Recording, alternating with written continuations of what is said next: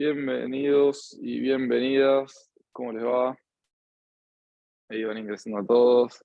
André, ¿cómo vas? ¿Ya Hola a regresada todos. en Chile después de tu Bueno, visita por Buenos Aires? sí, ¿Cómo me quería estuvo? quedar viviendo ¿Qué allá. hiciste? Ah, sí, qué Sí, bueno, qué bueno. ¿Y ahora cómo retomó todo en Chile? Uy, se me movió bien, esto. mucho calor, mucho trabajo, mucho que hacer. Me imagino, me imagino.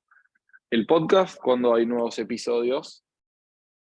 La semana pasada salió episodio con Fermín, que fue con público sobre métricas, y el próximo, no este sábado, sino el próximo que viene, vamos a estar en vivo con Carolina Sepúlveda, la Head of Design de Two Brains. Vamos a hablar sobre liderazgo. Ah, buenísimo. Muy, muy interesante. Y es la cofundadora de Más Mujeres UX. Ah, mirá, ¿de una sede en particular o de directamente de Más toda la Mujeres comunidad? UX en general y de Chile. Ah, mirá, muy interesante. Bueno, la podríamos conocer a ver si quiere sumarse a Edison. Luego hacemos la intro. Pero bueno, ahí veo que hay gente de Colombia, de México, de Perú, Chile, Argentina, de toda América Latina. Muy lindo estar aquí conectados. Así que, nada, mientras van ingresando los próximos. Sí, vamos a hacer una breve intro a lo que es este espacio, quién va a estar acá hablando. Así que sigo y André, tú puedes ir dejándolos ingresar. Desde Edison lanzamos iniciativas de Q&A o espacios abiertos y gratuitos, acá con André Monsalve, que es UX Designer en Globant, y además host del podcast de UX Friends, que probablemente conozcan y así creo que hayan llegado, y si no, vayan a escuchar algún episodio esta semana.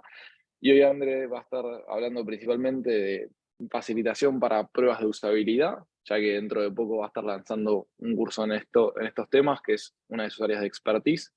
Así que van a poder hacer las preguntas que sean. Ya en el link para aplicar a esta charla había otro link en el que se podía dejar preguntas y votar las existentes para que André las vaya respondiendo.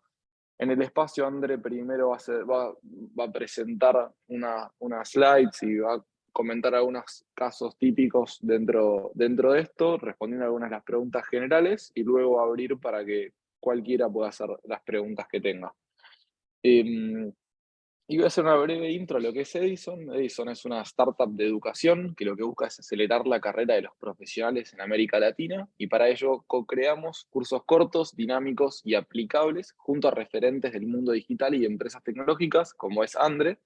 Y lo hacemos en verticales como diseño UX, growth marketing, productos digitales, data analytics, habilidades blandas y muchísimo más, con referentes de empresas como las que pueden ver ahí algunos de los logos y algunas otras más.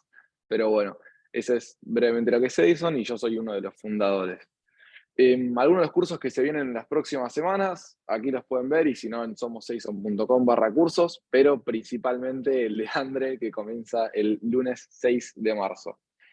Así que sin más, brevemente, bueno, unas aclaraciones que este espacio se está grabando, que pueden hacer y votar las preguntas para una vez finalizada la presentación de Andre, que ella siga con ello. Y les voy a compartir ahí por el chat el link donde pueden hacer y votar estas preguntas. Pero bueno, sin más, Andre, te dejo la palabra y te dejo que compartas la presentación con la que querías empezar. Así le damos kickoff. ¿Parece bien? Y listo. Ya les voy a compartir mi pantalla. A ver, ahí ven. Sí, ahí yo veo bien. A ver el resto por el chat. Listo, ya ¿Está todo saben bien? que vamos a grabar Perfecto. y de qué va esto, que es más que todo darles ciertas técnicas de facilitación para pruebas de usabilidad moderadas, que no es lo mismo que hacerlas remoto, porque ya el software cuando es remoto hace el trabajo por nosotros. Ya Mati comentó ciertas cosas sobre mí, donde trabajo, qué es lo que amo y hobbies. Y vamos a lo que nos interesa. Pero antes de mostrarles este video, quiero explicarle que hay 3 pilares importantes para moderar o para llevar a cabo las pruebas de usabilidad. Y esto no es algo que me inventé yo, esto es algo que viene desde Norman Group y son de los 3 pilares. Uno es reclutar usuarios que sean representativos a ese público o a esas personas que necesitamos testear. Nada de que, por ejemplo, hay cosas que son muy específicas, digamos que tengo usuarios que son de banca para un segmento, digamos, si estás en Chile, de personal banking, de banca a persona, y no de banca mayorista, que es para empresas. Entonces, si yo voy a testear algo que es para banca a personas, ¿qué voy a hacer yo buscando personas de grupos mayoristas? O de lo contrario, si yo necesito probar un flujo, digamos, para una banca mayorista, no me sirve de nada testear con una persona que solamente utiliza la aplicación como su banco personal para transferir. Entonces, eso es lo primero, reclutar el público o las personas correctas y que sea una muestra representativa también de lo que necesitamos. De hecho, pueden ser, si necesitamos testear varios flujos, dividir de 5 en 5 por segmento de personas que vas a testear. Y también eso depende de cuánto es el público general que tú tienes como muestra representativa. Que ahí entramos en otras cosas, por ejemplo, si van a hacer entrevistas y no solo pruebas, ahí tendrían que, por decir, si tienen 1000 usuarios o 1.000.000 de usuarios, tendría que ser, por ejemplo, un 5, un 10%, una muestra que sea representativa de ese público en general. El segundo pilar que tienen que tomar en cuenta es escribir las tareas apropiadas. Y cuando escribir las tareas apropiadas hablamos, es escribir escenarios. No es que ustedes van a hacer una lista de haz clic en X botón, mete en el carrito de compra. No, porque eso sería que le estarías diciendo exactamente qué hacer y estaría sesgando los resultados de la prueba, porque entonces no le está dando libertad a la persona de ver cómo funciona tu sitio. Entonces, escribir las tareas apropiadas es el segundo pilar de los más importantes antes de facilitar la prueba. Y el tercero, que es precisamente de lo que vamos a hablar hoy, es de técnicas de facilitación, es tener habilidades de facilitación para pruebas. No es lo mismo, por ejemplo, yo al principio no tenía idea que yo tenía que decirle, por ejemplo, rebotarle las preguntas o hacer silencio, no interrumpirlos, no preguntarles o intencionadamente sesgarlos con lo que yo le estuviese diciendo, o si estoy viendo que está haciendo la tarea bien, asentar con la cabeza, no, poker face. No pueden saber si lo están haciendo bien o lo están haciendo mal, porque ahí también estarías también interrumpiendo con los resultados de tu prueba. Y los quiero dejar antes de que pasemos a estas técnicas, a un video que me pareció súper interesante de Norman Group, donde hablan sobre el silencio intencional. Los voy a dejar un momento con ellos para luego explicarles. UX specialist at Nielsen.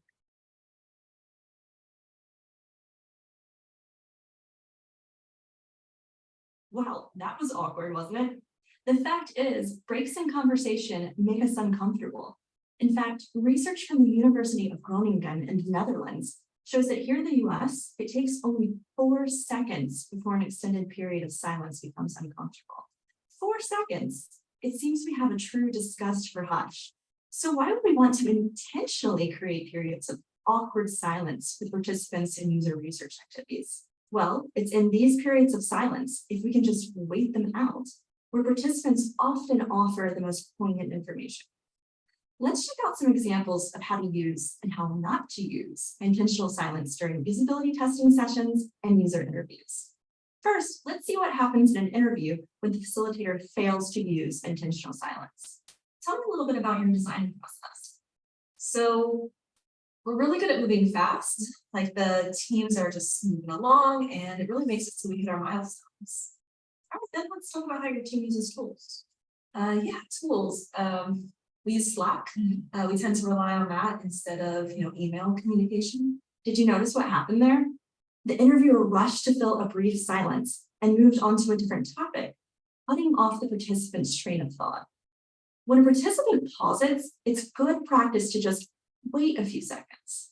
Often, they will add on additional interesting information. Let's see what I mean. Talk a little bit about your design process.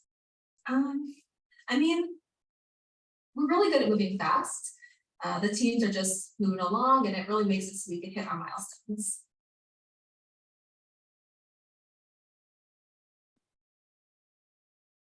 I mean, maybe we miss one milestone a month, but that's always because marketing kind of slows down our process. So it's not really our fault. Feels like, sometimes they're operating on a different set of information. So I'm not sure if they need to be in our stand-up meetings or what, but yeah, it's bad. Now in that clip, the interviewer used intentional silence to encourage the participant to elaborate. And the participant continued her thought to reveal crucial information that actually conflicted with her first statement.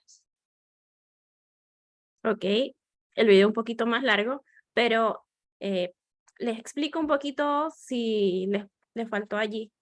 Uno, ella está explicando de que a veces, como nos da miedo este silencio que les podemos dejar, estamos cortando lo que nos puedan dar como feedback estos usuarios. Entonces, si de una vez te apresuras a hacerle una siguiente pregunta y mandarle a la siguiente tarea, a lo mejor te estás perdiendo cosas importantes que te pueden decir. Lo otro es que también tenemos que tener cuidado en qué momento vamos a interrumpir. Tal vez contar de 4 hasta 7 segundos y hacer otro tipo de cosas cuando la persona se queda como trabada. Hay otras ciertas técnicas que aquí les voy a mostrar. Hi, I'm Kate Kaplan. Déjenme pasar a la siguiente. Estos tics que salieron del video los anoté como para que los tengan en mente. Uno, hay que tener contacto visual con la persona, ya sea que lo estés viendo por la pantalla o en persona. Obviamente es mucho más sencillo tenerlos en persona. Si lo ves en la pantalla, es algo que les recomiendo. Ustedes cuando vayan a hacer una prueba de usabilidad que sea remota, siempre tengan encendida su cámara. Eso es bastante molesto de que te vayan a hacer una prueba y solamente estés escuchando la voz. Y de hecho, cuando sea el momento también de que la persona ponga su cámara, también hay que pedirles por favor que prendan la cámara y obviamente avisarles que van a ser grabados y que tienen que firmar un consentimiento para esto, porque si no estaríamos entrando ahí en problemas legales de para qué estás usando mi grabación. Entonces lo otro es no hables o muevas tu cabeza. Cuando la persona está haciendo algo bien o algo mal, no estés, no, porque ahí estás también interviniendo. Lo otro es esperar pacientemente y relajado, que no se vea forzado o que estás incómodo, porque entonces a lo mejor la persona va a decir, ay, debe ser que lo estoy haciendo mal, mira cómo está la persona a la defensiva. Entonces hay que estar chill, relajado. Lo otro es que le había comentado es que cuenta hasta 7 antes de intervenir, y si vamos a intervenir ya les voy a decir qué otras técnicas podemos tomar en cuenta para facilitar. Y otra cosa que yo les decía, como ayer le repetí a una chica que quería tener una charla conmigo, si van a esperar pueden tomar un vaso de agua y a lo mejor ahí la persona se le ocurre algo que decir antes que ustedes intervengan. Entonces, hay 3 técnicas de facilitación que les recomiendo, que he utilizado y que también están en la biografía de Norman Group, que ustedes mismos pueden ver en este video, les voy a dejar los links. Y es eco. Por ejemplo, la persona facilitadora tiene que repetir la misma frase o palabra que dijo el usuario mientras utiliza un leve tono interrogatorio. El ejemplo, el usuario. Este sitio es raro. Bueno, estoy segura de que, entonces, como nosotros como facilitadores, hay que decirle, este sitio es raro. ¿De qué no estás segura? Como hacer eco de lo mismo que esa persona dijo para que ella misma busque la respuesta y no tú se la estés dando. Porque de nuevo, estaríamos sesgando los resultados de nuestra prueba. Entonces, como tips, di estas pocas palabras mientras usas un tono que deje claro que es una frase de pregunta, no como un asegurar, como que sí está malo, como sí está malo, en ese tono. Esto pondrá al usuario en la mentalidad de responder esta pregunta, que ellos mismos consigan esa respuesta. Existe otra técnica que es el boomerang, donde la persona facilitadora, o sea, nosotros, vamos a hacer una pregunta genérica, no amenazadora. Por ejemplo, decirle, ¿qué piensas o qué harías normalmente? Que es cuando les decimos, no podemos darle una tarea específica como, necesito que metas en el carrito de compra este producto. No. Digamos, ¿qué harías si quisieras comprar un televisor. ¿Cómo harías para comprarlo? Ahí le estamos dando la libertad a la persona de que ella misma explore si se va a meter por el banner principal, si se va a meter por el menú, una sección que dice televisores, si lo va a buscar en el footer. Le estamos dando libertad de saber, de que ella misma navegue y busque la solución en vez de nosotros decirles ya el camino que nosotros queremos que siga. Entonces, si un usuario hace una pregunta como, ¿tengo que registrarme para comprar esto? El facilitador o la persona no debe decir, supongo que sí, o susurrar, no está bien. Más bien debe probar la técnica del boomerang, que ¿crees que te deberías registrar? ¿Cómo lo harías para comprar? Ahí como devolverle la pregunta. Y, por ejemplo, aquí les había dejado algunos como el usuario. ¿Tengo que registrarme para comprar? Como facilitador diría, ¿qué piensas? ¿Qué harías si estuvieses en tu casa ahora? ¿Cómo harías para hacerlo? Para que la persona busque la solución y no se la des tú. Y el otro es una técnica también parecida, pero es diferente a las otras dos, porque también viene de estos técnicas como de investigación, más de buscando con la lupa. Y esta es la técnica Columbo, que viene que actúes de esa manera. Sé inteligente, pero no actúes de esa manera, como para que no se sienta como que yo me las sé todas, tú el usuario no sabes nada. No. Columbo era un teniente de una serie de los años 60 y de ahí viene ese término. Entonces, como facilitador, estás tratando de diseñar tareas y preguntas de una forma que convenzca a las personas que digan qué piensas y que hagan y que les salga naturalmente. Entonces, solo haz una parte de la pregunta y continúa para que esa persona la complete. Por ejemplo, aquí les dejo varios ejemplos, como el usuario. Dice, si cierro aquí, perderé mi trabajo. El facilitador, te estás preguntando si podrías no darle la respuesta de nuevo, pero hacerlo como interrogatorio. Y así que el usuario te pueda contestar, no estoy segura, no estoy muy seguro si debo elegir cerrar, cancelar, aceptar, supongo que no es diferente a estos botones. Entonces puedes tener la tentación de decirle, pulsa a la izquierda, o has visto esto, o has visto lo otro. Tratemos de no hacer eso porque de nuevo estaríamos dañando los resultados. Entonces, ¿qué podríamos hacer? Me preguntaba si podría mirar la página en esta sección, mover la nariz, tal vez. Tratar siempre de devolverlas, tratar de que ellos sean los que den la respuesta. Entonces, ahí sí entramos a, ¿tienen dudas, preguntas? Habían varias que han votado por acá, voy a ver cuáles son las que más votaron. La pregunta que tuvo más votos es, ¿cómo es tu proceso para convertir los datos obtenidos desde el research, transformarlos en información que haga sentido? Para eso, déjenme dejar de compartir la presentación. Tengo en el FigJam, a mí me encanta hacer en Figma estas bajadas. Déjenme abrir la pantalla para que me salga. Ya va. Voy a buscarla.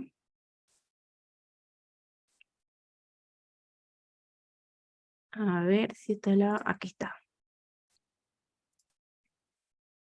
Para el mismo curso y de modo como yo lo hago, tengo preparado un playground que por ejemplo, cuando yo voy a hacer pruebas de usabilidad, tengo dividido por secciones. Y lo que hago es tener, por ejemplo, un paso a paso. Y en el paso a paso que les voy a dejar para el curso es donde les digo, primero, un paso como define los objetivos del estudio, que es algo importante. Si no sabemos qué vamos a probar, eso es una primera parte, definir las partes del estudio. Elige el formato de la prueba, no es lo mismo hacer una prueba en Maze, hacer una prueba de guerrilla, que es cuando no tienes estas herramientas, pero personas que vayan pasando tú les vas haciendo esta prueba, o hacerlo remoto moderado, que es lo que les estaba explicando. Entonces también hay que determinar el número máximo, reclutar las personas necesarias, que era uno de los pilares que les comentaba, usuarios representativos, escribir las tareas o los objetivos y preparar una prueba piloto, y además de decidir las métricas que vamos a ver. Cuando les digo las métricas, es el tiempo en que se realiza la tarea, índice de satisfacción y tasa de éxito o tasa de error, si completó o no completó la tarea, cuánto tiempo duró en hacer esta tarea, Y además la calificación que da al final después de cada una de las tareas donde le decimos, califica del 1 al 7 qué tan fácil o difícil te pareció esta tarea.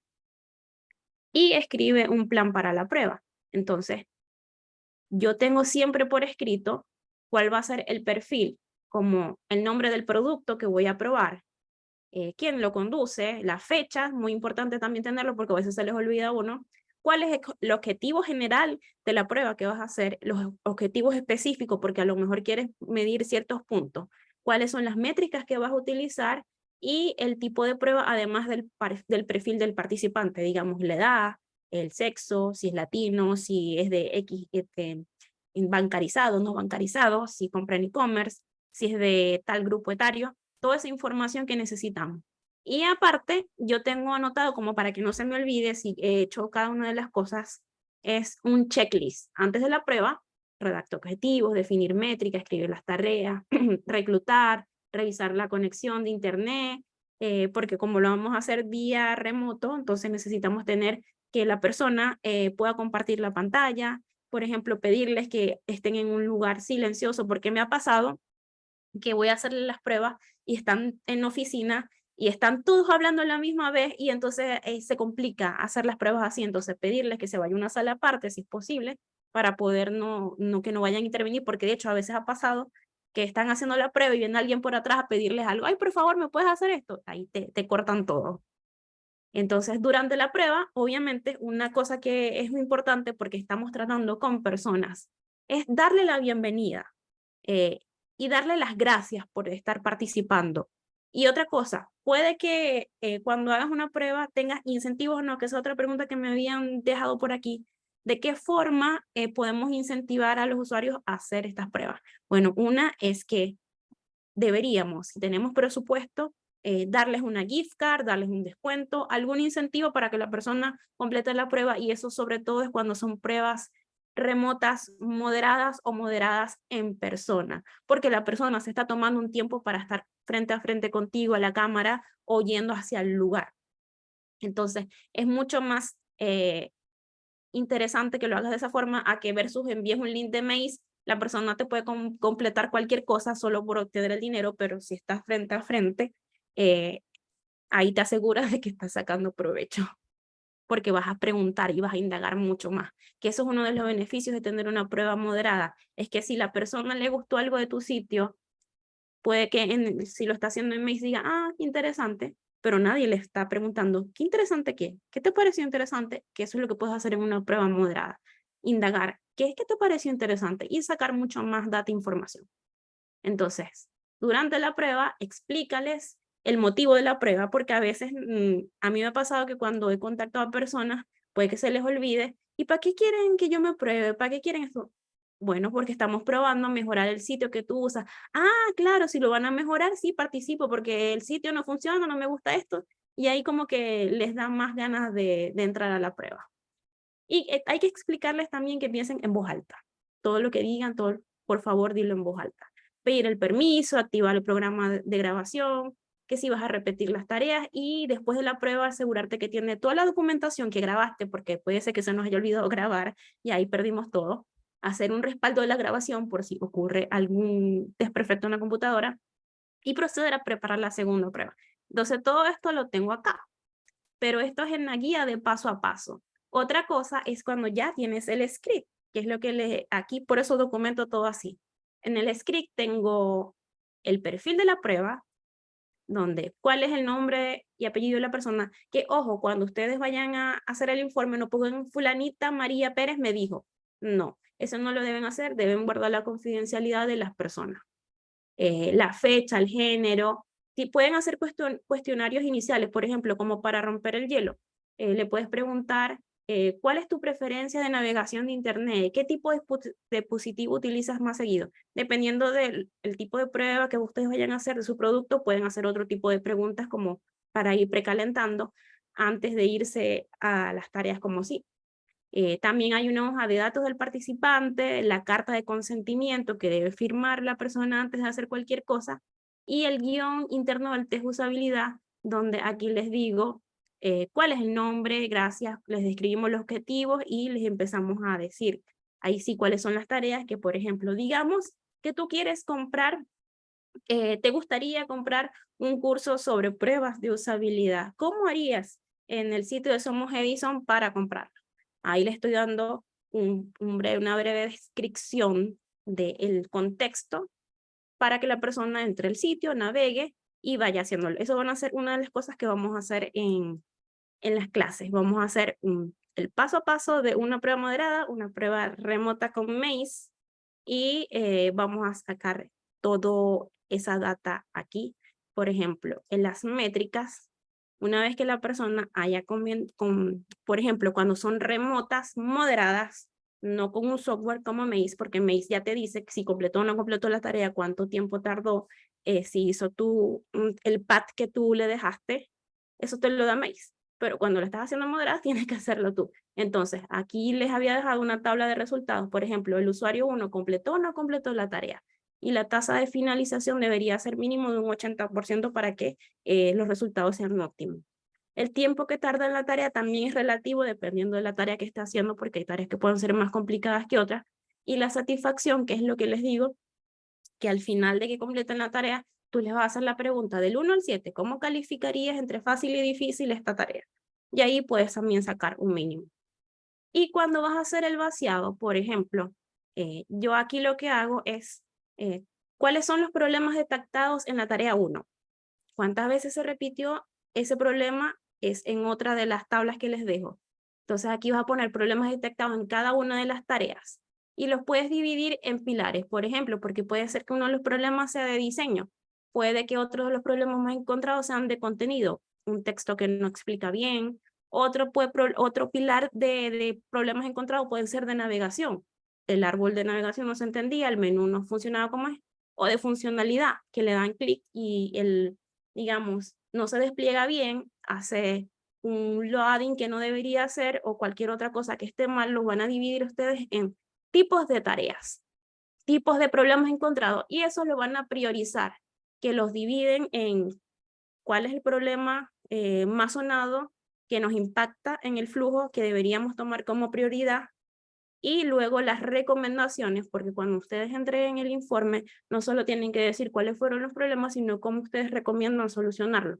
Para eso, también les tengo la parte del informe. Déjenme volverles a compartir.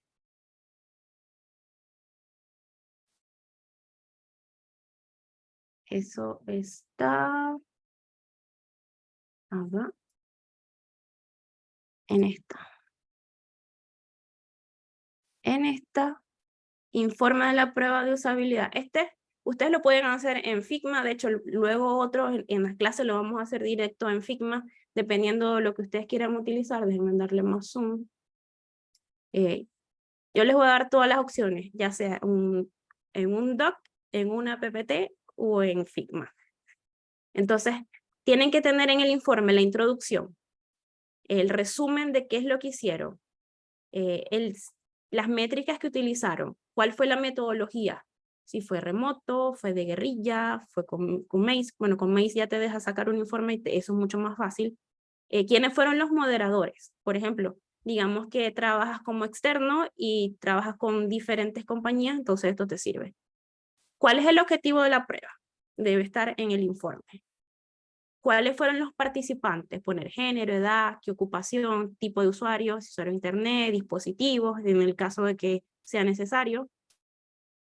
Los escenarios y las tareas. Ustedes van a describir cuál es la tarea 1, 2 y 3.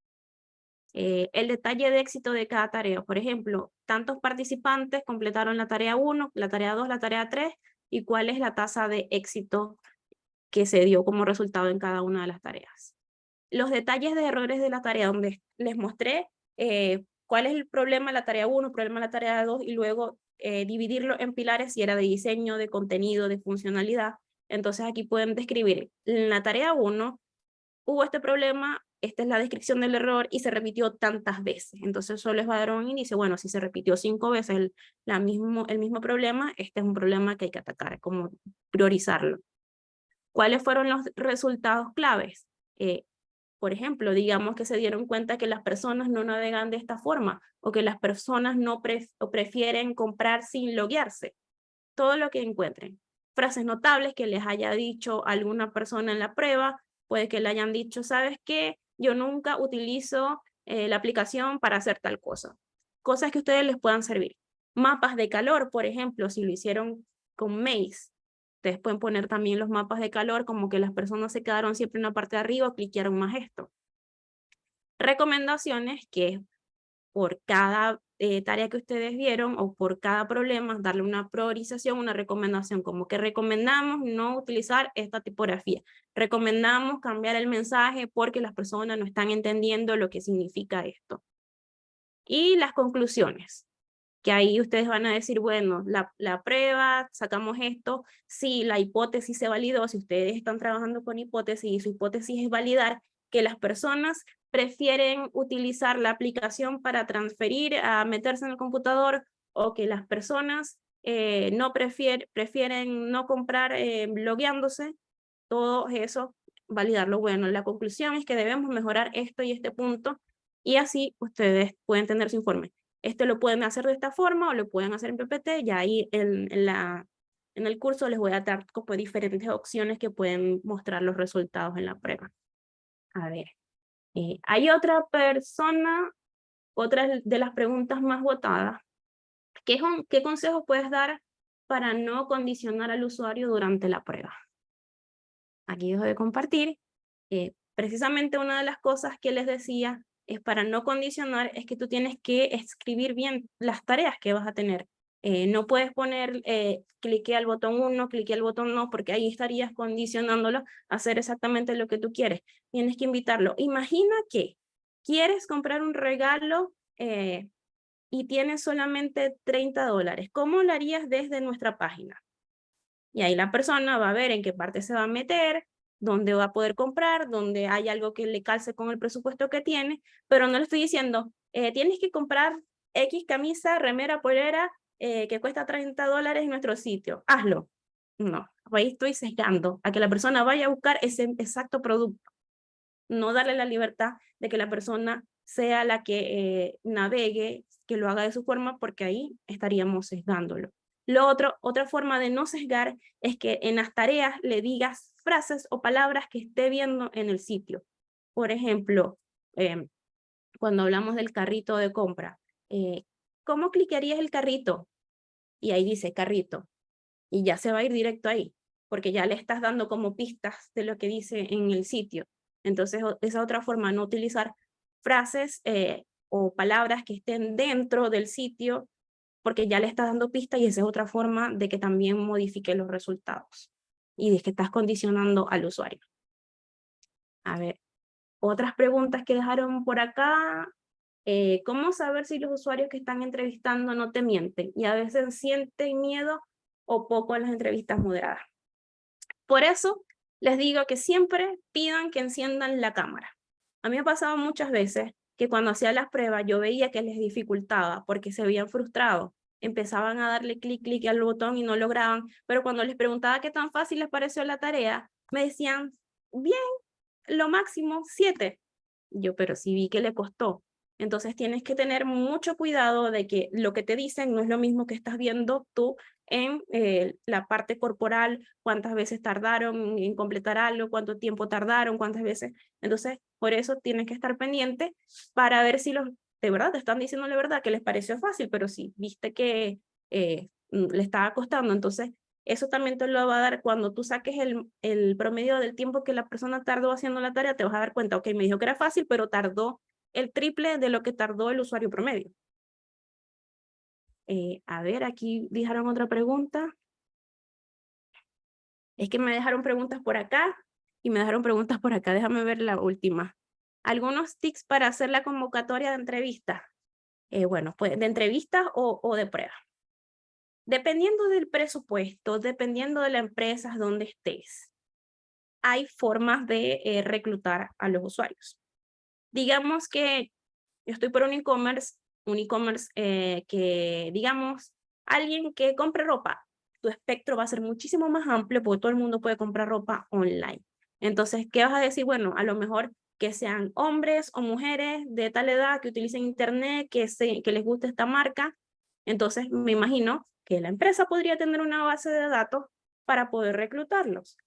O, como hago yo a veces, que cuando tengo el espectro más amplio, que me pasó una vez que, bueno, solamente necesitaba que estuviesen bancarizados, los pude conseguir por redes sociales. Otra cosa es conseguirte con Friends and Family. ¿A qué me refiero con Friends and Family? Personas de tu entorno cercano como amigos, familia, que puedan ser parecidos al perfil. No es que vas a, digamos, no porque no conseguiste a nadie vas a agarrar el primero, porque es lo que les digo, necesitas usuarios representativos a lo que tú estás buscando. Entonces, si tu familia o amigos son acordes a ese perfil que estás buscando, te sirve.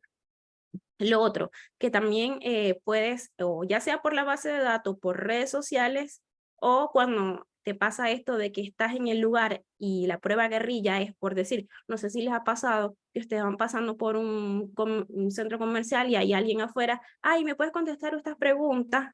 Esas son pruebas guerrilla.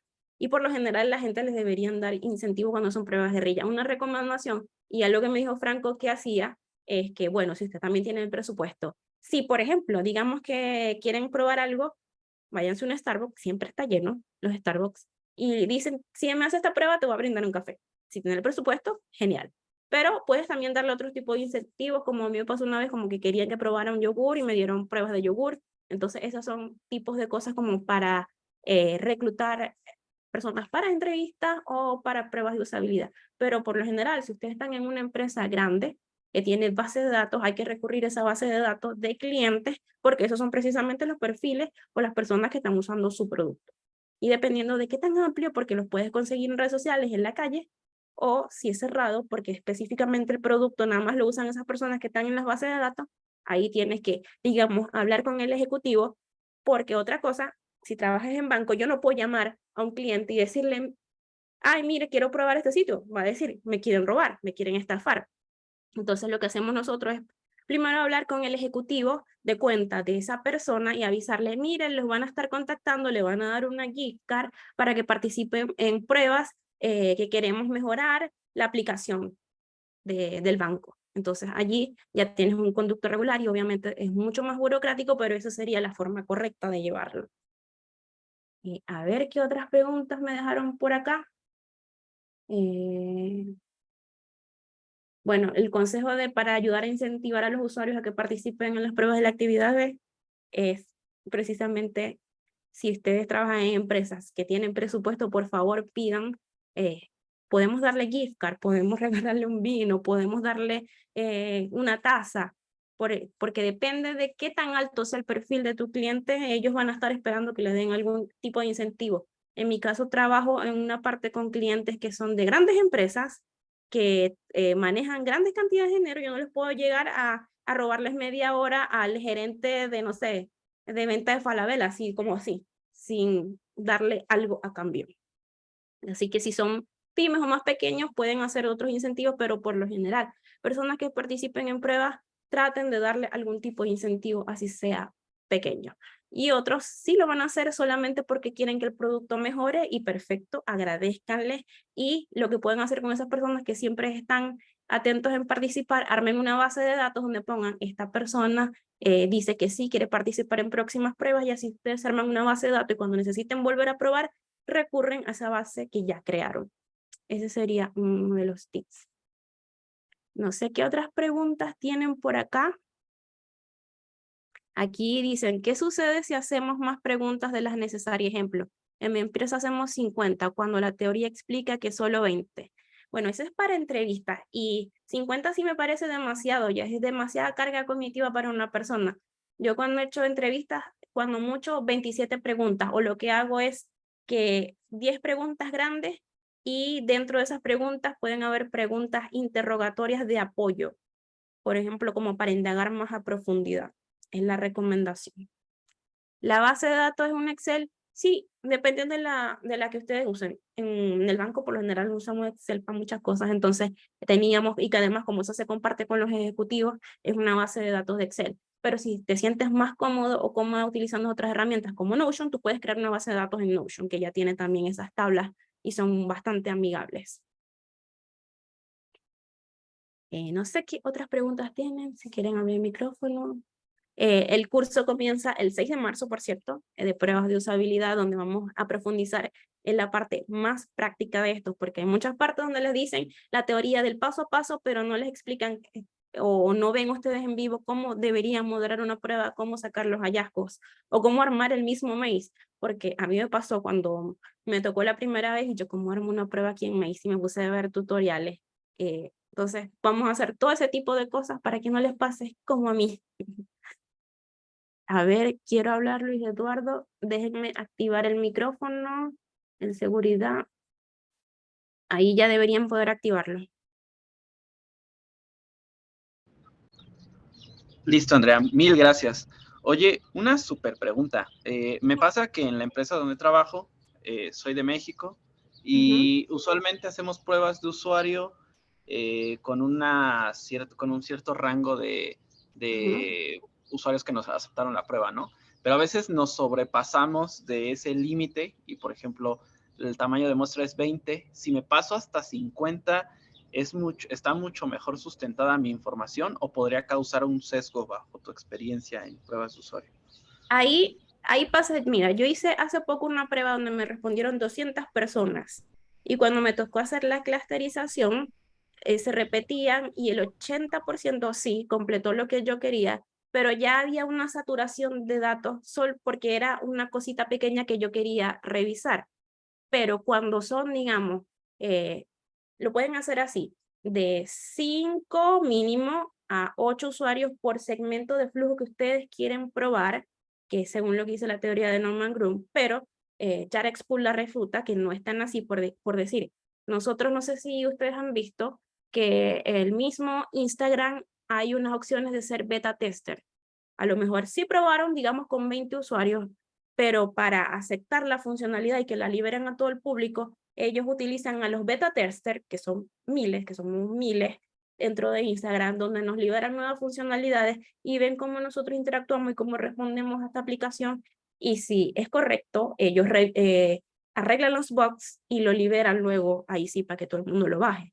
Entonces, no es lo mismo testear flujos pequeños de cosas que queremos probar, a que luego que salen en release ver el comportamiento. Otra cosa que hacíamos en el banco es que sí, probamos este flujo con 5 personas, que era lo mínimo, 5 es lo mínimo, en ese caso porque consigues el 80% de los errores. Pero después esa funcionalidad la iba a tener que usar, digamos, era para 3.000 usuarios más o menos, o no, dependiendo, eran más, porque la liberaban solamente para 1.000 personas para ver el comportamiento y se medía durante ese mes cuál fue el comportamiento de esas 1.000 personas con el cambio que hicimos en el flujo. Y una vez que estuviese ok, que las personas, ok, si los resultados son positivos, marcamos, y fue positivo porque se marca en Google Analytics un evento de que acabamos de hacer un cambio, y entonces luego se mide y se compara con cuando hiciste el cambio, cómo fue el resultado dentro de un mes, y ahí sí se liberaba al todo el público. Entonces hay que tener cuidado. Que millones de usuarios, lo vas a probar con 5, ok, pero no tienen que estar luego probando otros, como lo que pasa con Instagram. Porque recordemos que no es lo mismo tener una pyme, que con 5 está bien, a que seas un Facebook, un Instagram, un Google, que no creo que estén probando solo con 5. Y es por eso que liberan a los beta testers. Y lo otro es que tienes que tener cuidado. Una cosa es probar, hacer pruebas de usabilidad y otra cosa es hacer entrevistas, que es lo que les hablaba. Cuando vas a hacer entrevistas, las pruebas tienen que tener cierta cantidad, por lo menos las entrevistas debería ser el 10% del universo total de las personas que utilicen el producto para entrevistas, para que sean válidas, porque son datas mucho más grandes. Eso es otra teoría, pero para que les quede claro, una cosa es probar pruebas de usabilidad, otra cosa es hacer entrevistas que necesitas 10% del número total del universo de tus clientes, tus usuarios o las personas. Así que espero que les Muchas haya quedado. gracias. Muchas gracias. No sé qué otras preguntas tienen. ¿A dónde están los tutoriales de Maze? Bueno, en la página de Maze, ellos tienen una sección de cómo hacer las pruebas y además Francisco Aguilera, en su canal tiene uno cómo hacerlo. Y de entrevistas moderadas o de encuestas, yo tengo un episodio, pero en sí, en el curso, eso es lo que vamos a tratar, de cómo hacer las entrevistas moderadas en vivo.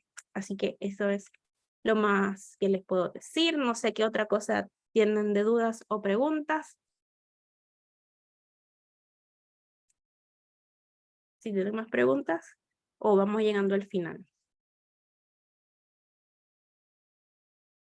No sé qué otras preguntas. Ya respondí lo de los resultados. El método bueno, para elegir la prueba, ustedes tienen que ver. En mi caso, yo estaba haciendo unos gráficos y necesitaba probar en una tarde si estos gráficos se entendían o no. Y la única forma que yo tenía para comprobar esto haciendo era con una prueba remota con Maze. Entonces allí fue donde me definí, ok, no tengo tiempo y necesito validar, y la única forma que tengo es que las personas lo hagan, y esa fue la forma que elegí. Pero si tienes tiempo y quieres sacar data más profunda y ver el comportamiento de los usuarios, digamos un flujo completo, mi recomendación es que la hagan moderadas, remotas, si las personas no pueden ir hasta donde ustedes están, es mucho más sencillo, o si tienen la oportunidad de hacerla moderada en persona. Y cuando es de guerrilla, es para cosas más amplias, digamos un e-commerce digamos un supermercado, de ese tipo de cosas que son segmentos de que van a todo público. Es mucho más amplio, entonces sí puedes conseguir en la calle personas que sean más o menos de ese perfil. Entonces, de acuerdo al tipo de producto, a lo que ustedes quieran probar, lo pueden hacer guerrilla, gente que va pasando y les van haciendo preguntas, moderada, ya sea en video o en persona, o remota con un software como Maze, Optimal Workshop, Useberry o cualquiera de estos. Si solo se logran conseguir, por ejemplo, 3 personas para una prueba, son válidas. Norman Group y Stick Group dice mejor uno que nada, si es el caso que no puedes conseguir más, pero yo te recomendaría tratar de por lo menos conseguirte 5. Pero con 3 por lo menos ya podrías ver, por ejemplo, en 2 se puede repetir el mismo error y uno te puede decir algo diferente, entonces necesitarías un cuarto o un quinto para validar si la tendencia sigue igual. Pero es mejor 3 que nada. Pero trataría de buscar más. ¿Qué otras preguntas tienen? En el dado caso que el usuario no quiera encender la cámara, ¿qué sería lo ideal o cómo se puede llevar esta situación? Por eso una recomendación es que nunca recluten, por ejemplo, necesitas hacer 5, recluta 7 u 8. ¿Por qué? Puede que uno no te quiera encender la cámara y entonces no vas a ver sus expresiones. Puede que otro no aparezca y ya perdiste 2 pruebas. Entonces, una recomendación es que siempre recluten más de lo que necesitan. Si llegaron 6 y se probaron 6, maravilloso. Pero si reclutaste 5 y aparecieron 3, entonces por eso siempre hay que tener de respaldo más personas. A ver, ¿qué tan frecuente se recurre al expert review en una etapa evaluativa? Al expert review, ¿a qué te refieres? Por ejemplo, otra cosa, que una vez que uno termine una prueba, hay que agendar 15 minutos con el equipo para discutir los hallazgos y cómo vieron que la persona actuó, porque se nos puede olvidar. Entonces, si dejamos eso para el final, a ver, tengo que ver la grabación, qué me dijo, qué no me dijo, entonces hay eso. Y a lo mejor lo del expert review podría ser cuando uno hace, miren, hay varios tipos de pruebas. Una es la prueba con usuarios, que son las pruebas de usabilidad, pero puedes hacer evaluaciones heurísticas que ahí no necesitas al usuario, sino la mirada experta de los UX, y no la debe hacer un solo UX, sino que debería hacerlo un equipo, porque entonces puede que uno piense que esto es un problema número 3, esto es un problema número 2, y ahí si son 3 o 4 personas que están evaluando una heurística, sería mucho más sencillo para llegar a un consenso. Y eso puede ser, y esa es de la mirada del UX, ahí no van incluidos los usuarios.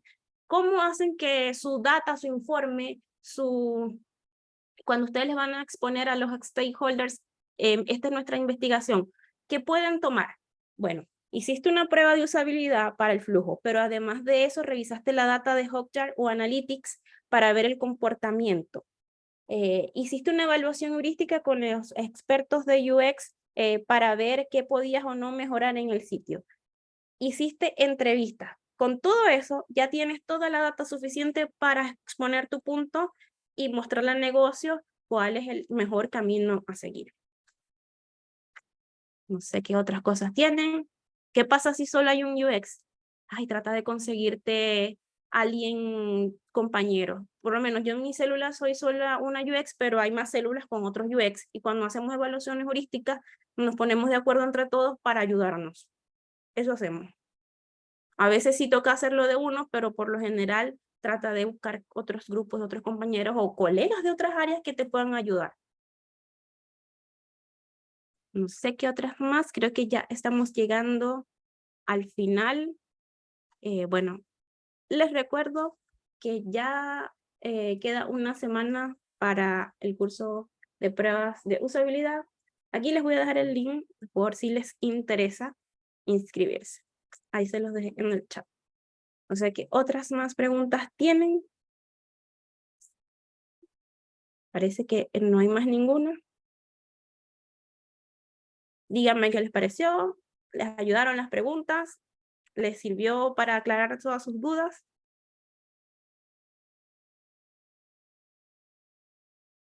Bien. Bueno, entonces, sí, va a quedar grabado. Esto lo van a subir luego a YouTube y luego si están en el canal de Telegram, si están en mi Instagram, ahí se los voy a poner en las historias, se los voy a enviar por newsletter por si se lo perdieron. Así que nos vemos. Por ahí no sé si está Matías, creo que ahí salió, pero bueno, los espero ver en la próxima. Y la otra semana va a salir episodio donde vamos a hablar, y va a ser en vivo para que también hagan las preguntas, con Carolina Sepúlveda, la Head of Design de Two Brains y cofundadora de Más Mujeres UX Chile. Y vamos a hablar sobre temas de liderazgo. Así que los espero y las espero por allá. Muchas gracias. Gracias. Hasta luego. Gracias. Gracias, André. Buena tarde.